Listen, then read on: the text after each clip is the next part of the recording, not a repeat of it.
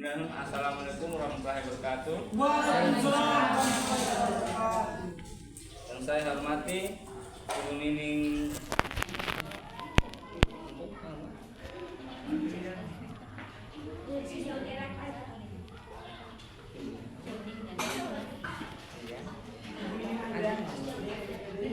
Andriani Patli SPD MPD. Yang saya hormati teman-teman seperjuangan organisasi, tidak mengurangi mengingat waktu saya berikan kepada Bu Teri untuk menjelaskan cerita. Assalamualaikum warahmatullahi wabarakatuh. Waalaikumsalam warahmatullahi wabarakatuh. Kita masuk ke pembahasannya, yaitu poin faktor-faktor yang mempengaruhi perkembangan bahasa anak. Ada beberapa poin: faktor biologi dan kesehatan, lingkungan keluarga, stimulasi dan pola asuh, 4. Lingkungan sosial, 5. Media dan teknologi. B. Prinsip-prinsip perkembangan bahasa anak. Prinsip-prinsip perkembangan bahasa anak antara lain, poin pertama, perkembangan secara bertahap. Poin kedua, dipengaruhi oleh interaksi sosial. Poin ketiga, setiap anak memiliki keunikan perkembangan. Poin keempat, membutuhkan stimulasi yang berkelanjutan. Tahapan perkembangan bahasa anak.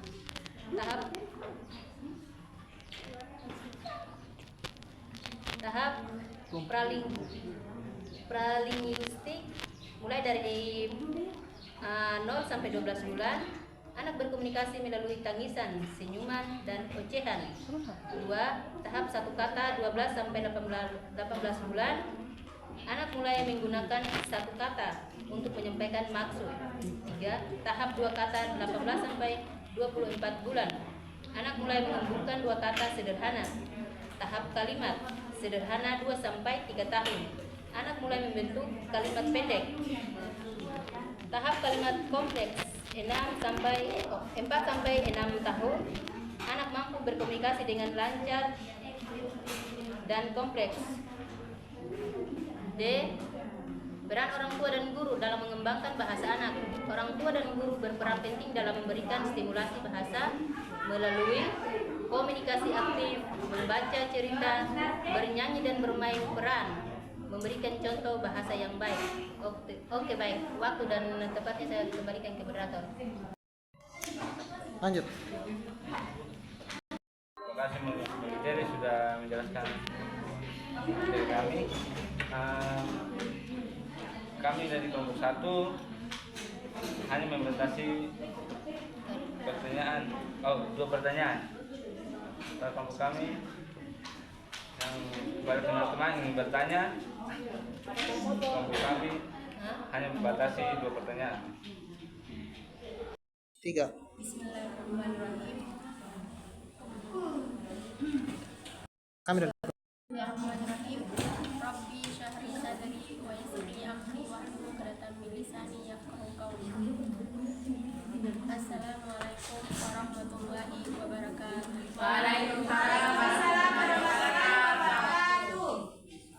Yang terhormat dosen pengampu Ibu Nining Angriani Fatin, SPD MPD, dan yang saya cintai teman-teman senasib seperjuangan yang sungguh saya cintai.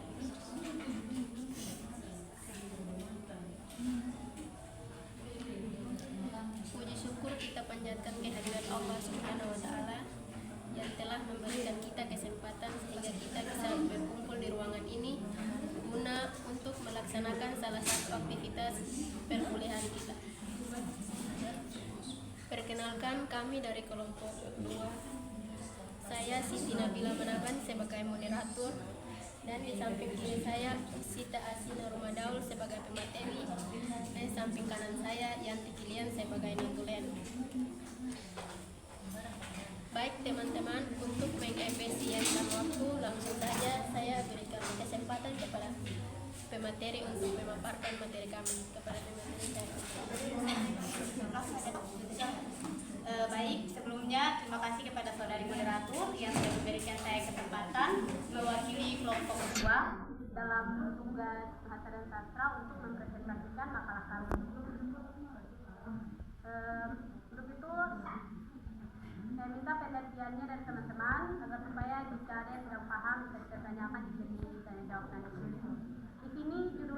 kami yaitu kesulitan belajar pada anak SD. Jadi poin pertama adalah pengertian kesulitan belajar pada anak SD. Jadi kesulitan belajar pada anak SD itu adalah di mana seorang anak SD lambat dalam berbahasa, baik secara tulisan maupun secara lisan. Menurut perspektif psikologi, pendidikan kesulitan belajar bahasa termasuk dalam kategori spesifik learning apabila bersifat menetap dan signifikan, terutama dalam aspek membaca, menulis, menghafal atau memahami bahasa. Di sini pada tingkat SD kesulitan belajar bahasa dapat dilihat melalui yang pertama itu ada bacaan, yang ketiga banyak kesalahan ejaan, yang keempat sulit menyusun kalimat, yang kelima kesulitan mengikuti instruksi lisan. Poin B yaitu jenis-jenis kesulitan belajar bahasa. Yang pertama adalah kadang-kadang anak usia SD untuk mempelajari abjad itu huruf D itu bisa disebut dengan B karena ada kesulitan bahasa pada anak tersebut sehingga abjadnya B itu kalau di anak SD itu kadang-kadang menyebutnya sebagai D. Yang berikutnya adalah membaca sangat lambat. Ya, kesulitan bahasa itu juga di anak SD itu ditandai dengan cara membacanya sangat lambat begitu. Yang berikutnya adalah sulit mengingat huruf. Nah, anak SD juga keterlambatan bahasanya itu seperti sulit mengingat huruf. Kayak huruf A sudah diberikan pemahaman kalau A itu begini, tapi kadang-kadang anak itu sulit untuk kayak menulis huruf A itu, sulit mengingat huruf A itu bagaimana sih? Yang berikutnya adalah kesulitan menulis. Contohnya seperti tulisannya tidak rapi, terus huruf tidak konsisten, sulit menyalin tulisan. Yang berikutnya adalah gangguan bahasa reseptif. Anak mengalami kesulitan memahami bahasa yang diterima, didengar, atau dibaca. Ciri-cirinya itu seperti tidak memahami instruksi sederhana, terus sering meminta pengulangan, dan tampak bingung saat diberi penjelasan. Yang berikutnya adalah gangguan bahasa ekspresif, yaitu kesulitan dalam mengungkapkan pikiran melalui bahasa lisan atau tulisan, seperti memiliki kosakata terbatas, menggunakan kalimat sangat sederhana, sulit menceritakan kembali suatu peristiwa. Berikut adalah poin C, yaitu faktor penyebab kesulitan bahasa. Jadi teman-teman, faktor terjadinya kesulitan belajar bahasa pada anak usia SD yaitu adalah yang pertama faktor neurologis, yaitu gangguan pada sistem saraf. Itu kadang-kadang kalau anak pada usia SD untuk lambat atau kesulitan dalam berbahasa itu ada juga gangguan sistem saraf. Yang berikutnya adalah faktor genetik, di mana itu riwayat keluarga dengan gangguan belajar meningkatkan risiko. Kalau faktor genetik ini kan teman-teman sudah ketahui kan itu keturunan dari faktor genetiknya. Yang berikutnya adalah faktor kognitif, di mana masalah dalam memori kerja, perhatian, atau pemrosesan fonologis. Yang berikutnya adalah faktor lingkungan, di mana kurangnya simulasi bahasa di rumah. Nah, faktor lingkungan ini juga kalau tidak mau ada kesulitan bahasa pada anak itu harus di lingkungan keluarga juga harus melatih untuk bagaimana bisa melatih anak berbahasa begitu. Yang berikutnya adalah minimnya kebiasaan membaca. Kesulitan berbahasa pada anak itu juga faktornya adalah minim membaca. Itu anak tersebut kurang membaca sehingga kesulitan untuk berbahasa. Berikutnya adalah faktor psikologis, yaitu kecemasan, trauma, atau rendahnya motivasi belajar. Yang berikut adalah dampak kesulitan belajar bahasa. Yang pertama, presentasi akademik rendah, di mana anak kesulitan memahami materi pelajaran. Yang kedua, masalah sosial, sulit berkomunikasi dapat menyebabkan isolasi sosial.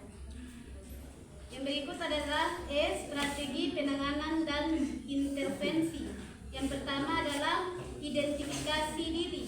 Guru dan orang tua perlu mengenali tanda-tanda sejak kelas awal atau SD. Yang kedua, pendekatan individual, menggunakan metode pembelajaran yang disesuaikan dengan kebutuhan anak. Yang ketiga, latihan fonologis untuk anak disleksia. Yang berikut, yang poin kelima adalah dukungan orang tua, di mana orang tua harus membaca cerita, mengajak diskusi, memberikan motivasi positif, kolaborasi profesional, dan melibatkan psikologis pendidikan, terapia wicara, dan guru kelas. Baik teman-teman, mungkin itu saja materi singkat yang saya sampaikan.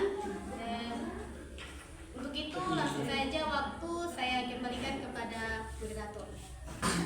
Baik, terima kasih sudah pemateri yang baik, terima kasih dari Asina Rumadaul atas pemaparan materi yang sangat luar biasa. Dan untuk teman-teman yang belum memahami penjelasannya,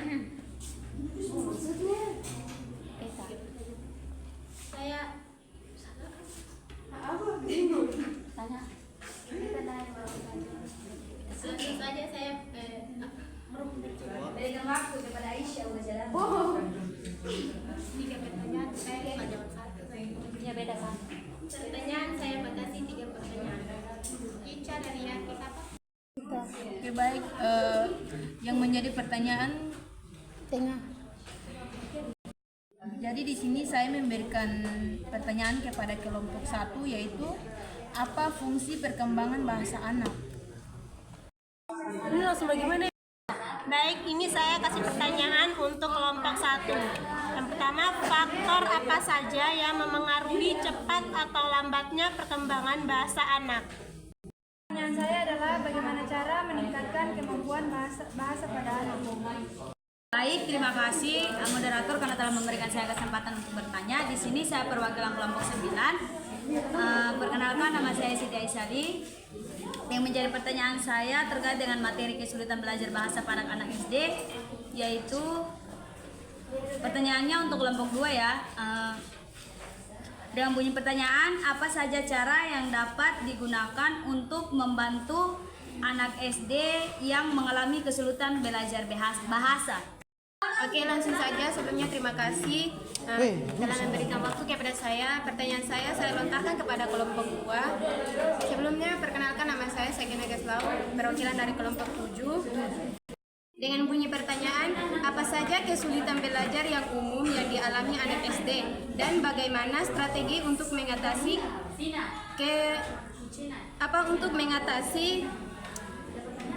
kesulitan belajar pada anak SD tersebut? Assalamualaikum warahmatullahi wabarakatuh. Terima kasih. Di sini saya akan bertanya kepada kelompok 2. Bagaimana langkah orang tua untuk mengambil langkah selanjutnya supaya ingin membuat anak tersebut itu tidak kesulitan belajar?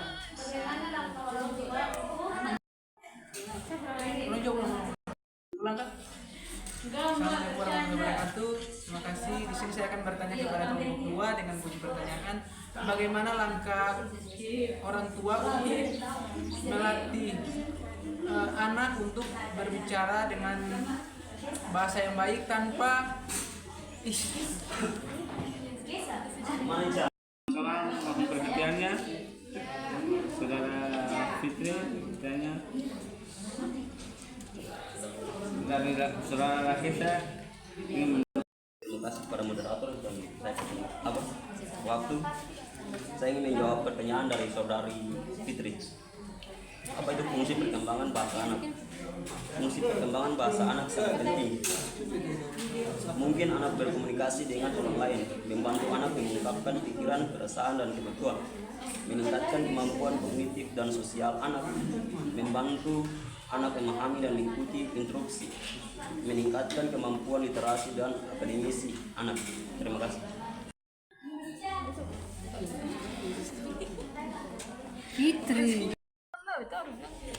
Baik, terima kasih.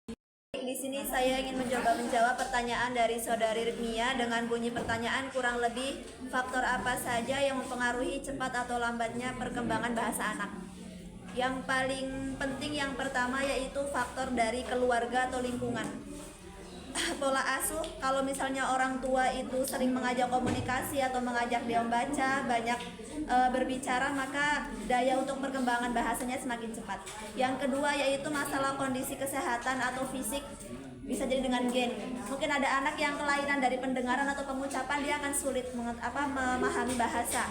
Kita berbicara tapi dia tidak mendengarkan, berarti sulit untuk berkomunikasi. Yang ketiga yaitu faktor genetik, memang dia bawaan tidak bisa berbicara atau memang dia tidak bisa untuk mendengar. Itu gen dari mungkin bisa jadi orang tuanya atau dari di atas daripada orang tuanya. Yang selanjutnya yaitu jenis kelamin. Biasanya, tapi ini tidak sering terjadi, laki-laki dengan perempuan itu perubahan lebih cepat perempuan. Pemahamannya lebih cepat perempuan, kecerdasan juga lebih cepat perempuan. Begitupun dengan bahasa, lebih memahami perempuan. Begitu. Terima kasih. Baik, saya paham. Oke, baik. Bunyi pertanyaannya dari Winda, bagaimana cara mengembangkan kemampuan bahasa pada anak? Jadi, kemampuan bahasa anak, bacakan buku dengan atau cerita. Bergambar setiap hari minimal 15 atau 20 menit sebelum tidur. Sebelum anak itu tidur berarti orang tua itu harus membaca buku agar anak tersebut harus paham kata-kata itu. Dan Lanjut. sebelum tidur sambil menunjukkan gambar dan menjelaskan dengan ekspresi hidup. Libatkan anak dengan pertanyaan seperti apa ini, ya, seperti kata apa ini, berarti anak itu agar dia bisa mengerti kata tersebut. Atau apa yang terjadi selanjutnya untuk mendorong respon verbal dan imajinasi.